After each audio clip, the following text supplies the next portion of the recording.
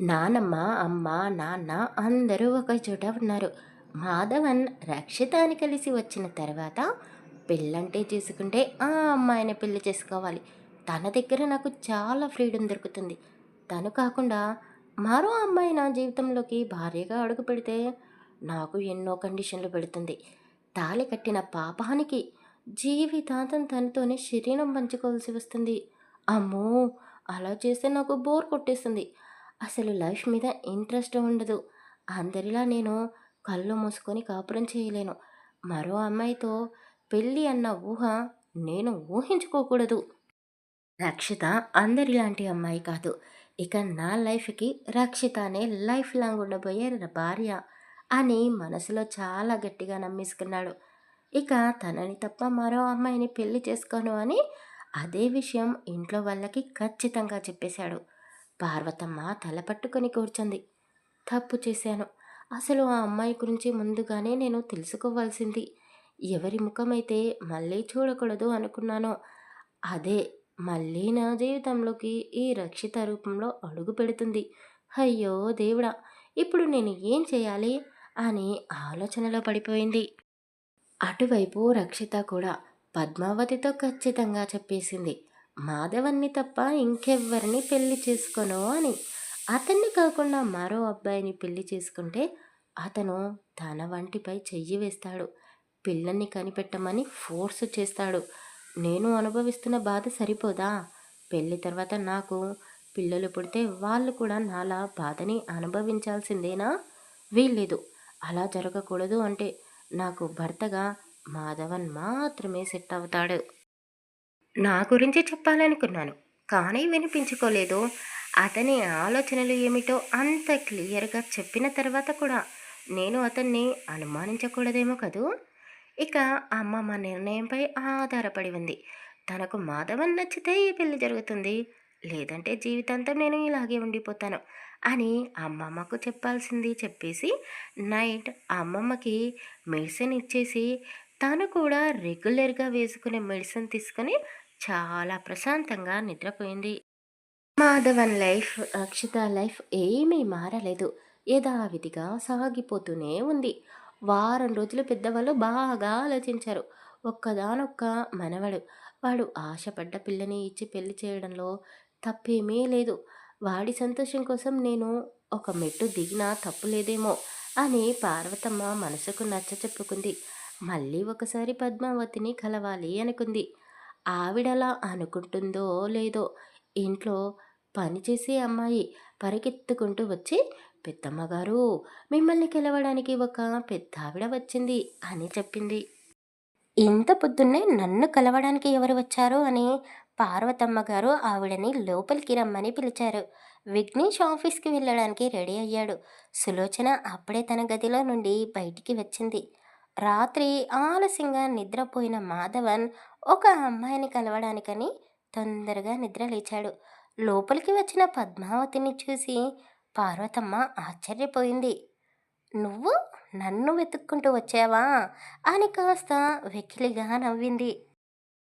పిల్లల సంతోషం కోసం తప్పదు అని పద్మావతి అన్నది. అయ్యో! అక్కడే ఆగిపోయారేంటండి? లోపలికి రండి. అమ్మా! ఏమైంది నీకు? ఇంటికి వచ్చిన వాళ్ళని గుమ్మం దగ్గర నిలబెడతావా అని విఘ్నేష్ అనగానే పార్వతమ్మ కళ్ళెగరేస్తూ నా పెంపకంలో పెరిగిన కొడుకు అని మురిసిపోతూ ఇష్టం లేకపోయినా లోపలికి రమ్మని ఆహ్వానించింది. సులోచన రెండు చేతులు జోడించి నమస్తే అని అన్నది. చల్లగా ఉండమ్మా, నిన్ను చూస్తుంటే మనసుకు ప్రశాంతంగా అనిపిస్తుంది అని విఘ్నేష్ని సులోచనని మనసారా దీవించింది. మాధవన్ బయటికి వెళ్ళబోతూ హాయ్ పారు, బాయ్ పారు, ఎవరు మీ ఫ్రెండా అని పద్మావతిని చూస్తూ అడిగాడు. ఎక్కడికి వెళ్తున్నావురా, ఒక్క నిమిషం ఆగు అని నానమ్మ చెప్తున్నా వినిపించుకోకుండా అర్జెంటు పని ఉంది, వెళ్ళాలి అని చెప్పాడు. వచ్చింది ఎవరో కాదు, రక్షిత వల్ల అమ్మమ్మ అని చెప్పగానే గుమ్మం దాటబోతున్న మాధవన్ కాస్త వెనక్కి అడుగు వేసి, ఓ అవునా అంటూ అతను వెనక్కి వచ్చి, అంటే మీరు నాకు కూడా నానమ్మే అవుతారు కదా, వావ్ నానమ్మ, అంటే మీ ఇద్దరు వరుసకి అక్క చెల్లెలు, ఎవరు అక్క ఎవరు చెల్లో చూడ్డానికి నువ్వే చెల్లెల్లా ఉన్నావే అని వాళ్ళ నాన్నమ్మ బుగ్గలని పట్టుకొని లాగుతూ అన్నాడు. ఖచ్చితంగా మీరు పెళ్లి గురించి మాట్లాడడానికే వచ్చారు కదా! ఆ విషయాలన్నీ మీరు మాట్లాడుకోండి. నాకు నిజంగానే చాలా అర్జెంట్ పని ఉంది. వెళ్ళాలి. ప్లీజ్ ఎక్స్‌క్యూజ్ మీ అని చెప్పేసి అతను బయటికి వెళ్ళిపోయాడు. విఘ్నేష్‌కి కూడా ఆఫీస్‌లో ఇంపార్టెంట్ మీటింగ్ ఉండడంతో అతను కూడా పద్మావతి గారితో మాట్లాడలేకపోయాడు. అమ్మా! పిల్లలు ఇష్టపడుతున్నారు. పంతాలు, పట్టింపులు పక్కన పెట్టేసి వాళ్ళిద్దరికీ పెళ్లి చేస్తే జీవితాంతం హ్యాపీగా ఉంటారు కదా! ఆలోచించండి. సాయంత్రం వచ్చాక గుడ్ న్యూస్ చెప్పాలి అని చెప్పేసి అతను కూడా ఆఫీస్‌కి వెళ్ళిపోయాడు. సులోచన అక్కడే నిలబడి వాళ్ళు ఏం మాట్లాడుకుంటారా అని ఆశగా ఎదురు చూస్తూ ఉంది. కానీ పార్వతమ్మ ఒక్క చూపు చూడగానే ఆ చూపులో ఎన్నో భావాలని అర్థం చేసుకొని సులోచన తన గదిలోకి వెళ్ళిపోయింది. కొద్దిసేపు ఇద్దరూ మౌనంగానే ఉన్నారు. పద్మావతి కళ్ళతోనే ఇల్లంతా చూస్తూ ఉంది. ఏంటి అలా చూస్తున్నావు? ఇది మేము కష్టపడి సంపాదించిన ఆస్తి. తాత ముత్తాతల ఆస్తేమీ కాదు అని పార్వతమ్మ అన్నది. అయ్యో! అలా అని నేను అనలేదు అని ఇంకా ఏదో పిలుపుతో పిలవబోయి ఆగిపోయింది. ఇక చాలు. పగిలిన అద్దాన్ని, మనసుని ఎవరూ అతికించలేరు కానీ, ఇంతకీ తమరు వచ్చిన విషయమేంటో చెప్పండి అని కాస్త పొగరుగానే అడిగింది. నువ్వు చెప్పింది నిజమే. ముక్కలైపోయిన మనసును ఎవరూ అతికించలేరు. కాలం అన్ని గాయాలకు మందుగా మారుతుంది. కాటికి కాలు చాపిన వయసులో ఉన్నాము మనము ఇప్పుడు. మన అంచెతో పుట్టిన పిల్లల్ని మన ఆలోచనలతో బాధ పెట్టడం మంచిది కాదనుకుంటున్నా. ఎవరిని ఎవరితో ముడివేయాలో ఆ భగవంతుడికి బాగా తెలుసు. అందుకేనేమో నా మనవరాలు, నీ మనవడు ఒకరిని ఒకరు ఇష్టపడుతున్నారు. వాళ్ళకి పెళ్లి చేద్దాం అని పద్మావతి అడిగింది. పార్వతమ్మ మనసులో కూడా అదే ఆలోచన ఉంది. కాకపోతే ఆ అబ్బాయి తరపున కాబట్టి ఆవిడ కాస్త బెట్టు చేస్తుంది. ఓహో! అవునా? మీది పక్కా పల్లెటూరు కదా! బంధువులు అంటూ చాలామంది ఉంటారు కదా! వాళ్ళలో ఎవరికో ఒకరికి ఇచ్చి నీ మనవరాలు పెళ్లి చెయ్యకుండా, నా మనవడితో ఎందుకు పెళ్లి చేయాలనుకుంటున్నావు? అని అడిగింది. మీరు అలా అడిగితే నేను సమాధానం చెప్పలేను. విధిరాత ఎలా ఉంటే అలా జరుగుతుంది. ఇక బంధువులు అంటారా? చిన్నతనంలోనే భర్తను కోల్పోయాను. అప్పటికే ఆరోగ్యం బాలేక మా నాన్నగారు మంచానికి పరిమితమయ్యారు. ఆయన చనిపోయాక బంధువుల నిజ స్వరూపాలు బయటపడ్డాయి. వాళ్ళందరూ మా ఆస్తిని ఎప్పుడెప్పుడు కాజేయాలా అని ఎదురు చూసేవారు. అలాంటి వాళ్ళకి దూరంగా ఉండడమే మంచిది అని నా మరవరాలితో ఇలా ఒంటరిగా ప్రశాంతంగా బ్రతుకుతున్నాను అని చెప్పింది. పార్వతమ్మకి ఇంకా ఆమె గురించి వివరాలు తెలుసుకోవాలని ఉంది. కానీ నోరు తెరిచి అడగలేకపోతుంది. పనమ్మాయి టిఫిన్‌తో పాటు కాఫీ కూడా తెచ్చి ఇచ్చింది. నేను కాఫీ తాగను. టిఫిన్ చేసి ఉదయాన్నే వేసుకోవాల్సిన టాబ్లెట్స్‌ని వేసుకొని మీ దగ్గరికి వచ్చాను. తప్పుగా అనుకోకండి. మంచినీళ్ళు తాగుతాను అని ఒక గ్లాస్ నీళ్లు మాత్రమే తాగింది. నిజానికి పద్మావతి చూడ్డానికి చాలా డల్‌గా, నీరసంగా ముఖమంతా పీక్కుపోయి ఉంది. ఆవిడని చూడగానే ఎవరైనా చెప్పగలరు ఏదో అనారోగ్యంతో బాధపడుతుంది అని. పార్వతమ్మ ఇబ్బందిగా కాఫీ తాగుతూ, మరి నీ పిల్లలు? అని నసుకుతూ ఆమె వైపు చూడకుండా అటూ ఇటూ చూస్తూ అడిగింది. ఒక్కతే కూతురు. నా కూతురు కడుపులో ఉన్నప్పుడే మా ఆయన చనిపోయాడు.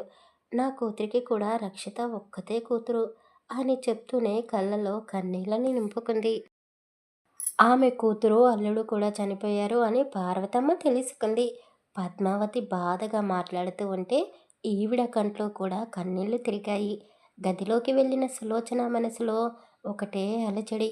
అత్తయ్య ఆవిడతో ఏం మాట్లాడుతుందో, అసలు ఈ పెళ్ళికి ఎందుకు వద్దంటుంది అని ఆలోచనలో సతమతపడుతూ వాళ్ళని ఒక కంట కనిపెడుతూనే ఉంది. ఏంటి, మా అత్తయ్య కూడా పక్క వాళ్ళ బాధను చూసి బాధపడతారా అని అనుకుంది. 10 నిమిషాల మౌనం. ఆ మౌనంలోనే ఇద్దరు మనసులో ఎన్నో ప్రశ్నలకు సమాధానాలు వెతుక్కుంటున్నారు.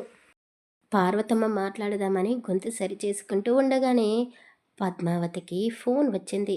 చీర కొంగుతో కళ్ళలో నుండి బయటికి రాని కన్నీళ్లను ఒత్తుకుని ఏంటమ్మా ఫోన్ చేశావు అని కాల్ లిఫ్ట్ చేసి అడిగింది. ఆవిడ ఫోన్ స్పీకర్‌లో లేదు. అయినా సరే నిశ్శబ్దంగా ఉన్న చోట మాట్లాడితే అవతల వాళ్ళు మాట్లాడేది పక్క వాళ్ళకి వినపడుతుంది. అమ్మమ్మ, ఎక్కడికి వెళ్ళావు? నీకు ఎన్నిసార్లు చెప్పాలి? నాతో చెప్పకుండా బయటికి వెళ్ళకూడదు అని. ప్రతి 3 గంటలకు ఒక టాబ్లెట్ వేసుకోవాలి. దాదాపు 2 గంటలు అవుతుంది. ఇంకో గంటలో తిరిగి ఇంటికి రాకపోతే నువ్వు ఉన్న చోటే ఏదైనా జ్యూస్ తాగేసి మరో టాబ్లెట్ కూడా వేసుకో అని చెప్పింది. అబ్బా!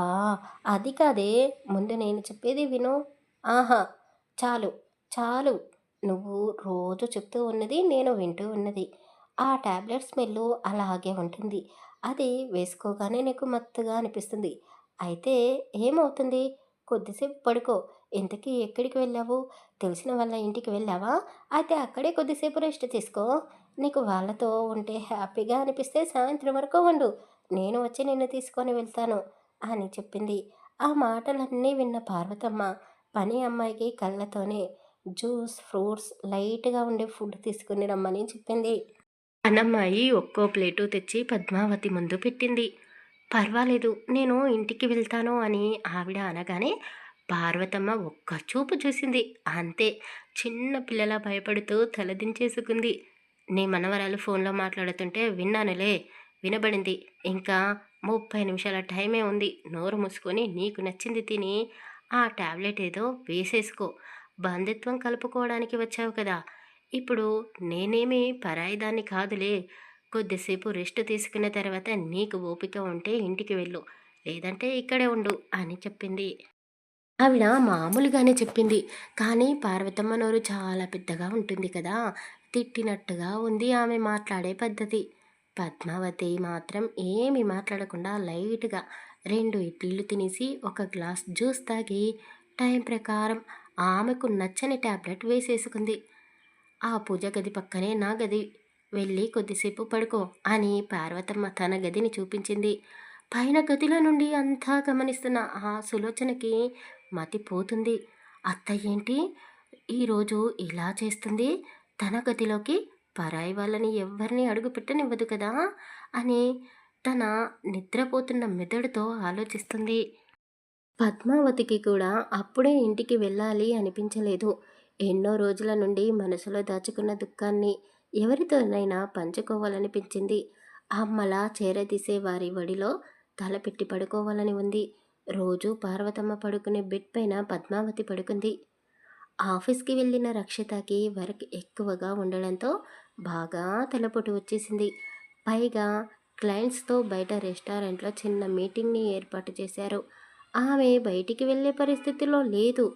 కానీ క్లయింట్స్ని డిసప్పాయింట్ చేయకూడదు అని తప్పక వెళ్ళాల్సి వచ్చింది. మీటింగ్ పూర్తయింది.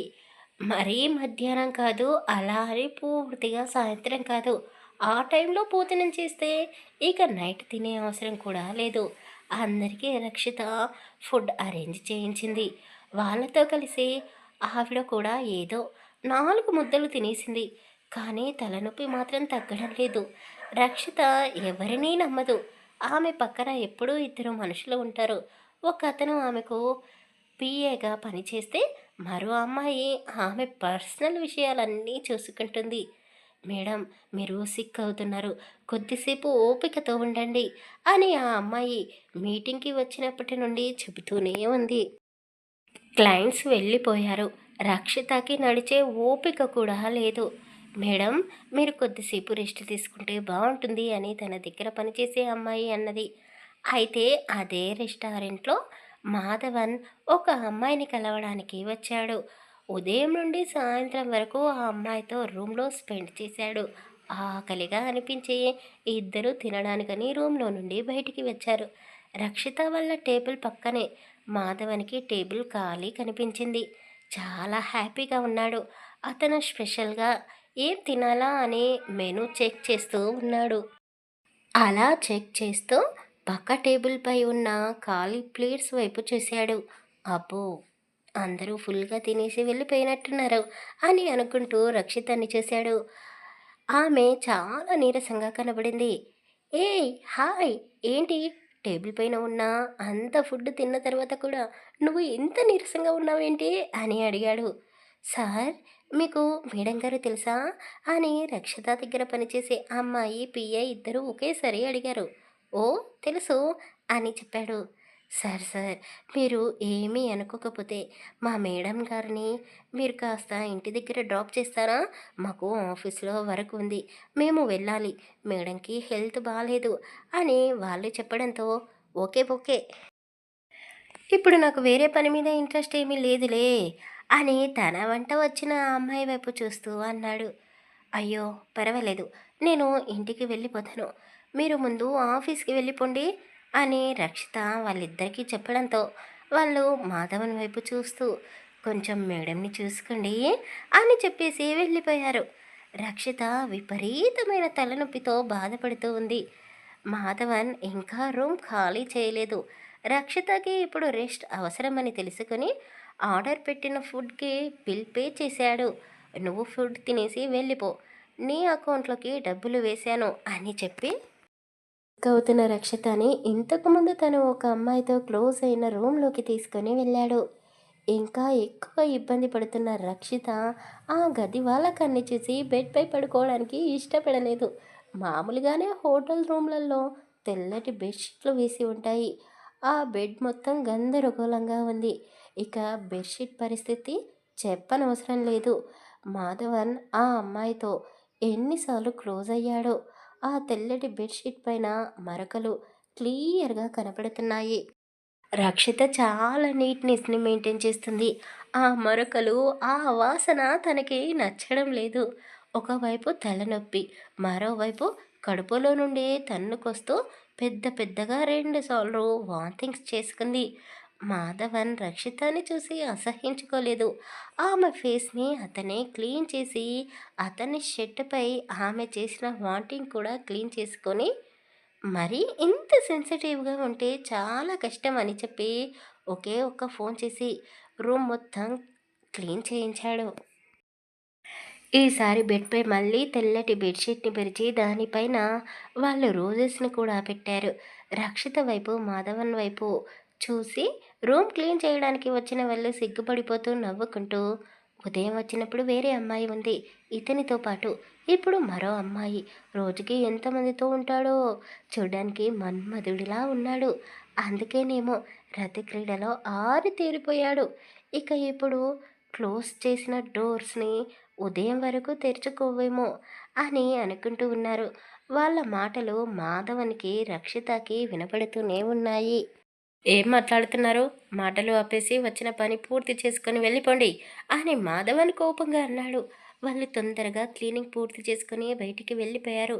మేడం, ఇప్పుడు క్లీన్ అండ్ ఫ్రెష్‌గా ఉంది రూమ్ అంతా, కొద్దిసేపు రెస్ట్ తీసుకోండి అని బెడ్ వైపు చూపించాడు. కానీ రక్షిత వాళ్ళు మాట్లాడిన మాటల దగ్గరే ఆగిపోయింది. వాళ్ళు నా గురించి చాలా తప్పుగా అనుకుంటున్నారు అని చిన్నగా అన్నది. అతను నవ్వుతూ, అందులో తప్పేముంది, వాళ్ళన్నది నిజమే కదా, నేను ఇక్కడికి ఉదయం వచ్చాను, అప్పుడు వేరే అమ్మాయి నా పక్కన ఇదే గదిలో ఉంది, ఇప్పుడు నువ్వు ఉన్నావు, అందుకే వాళ్ళు అలా మాట్లాడుతున్నారు. అయినా వాళ్ళన్నది కూడా బాగానే ఉంది, పైగా ఈ గదిని నా టేస్ట్కి తగ్గట్టుగా రెడీ చేశారు. ఒక్కసారి చూడు, ఫస్ట్ నైట్కి రెడీ చేసినట్టుగా చేశారు కదూ. నిన్ను చూస్తే నాకు ఫీలింగ్స్ రావేమో అనుకున్నాను, కానీ చూస్తుంటే నువ్వు కూడా బాగానే ఉన్నావు.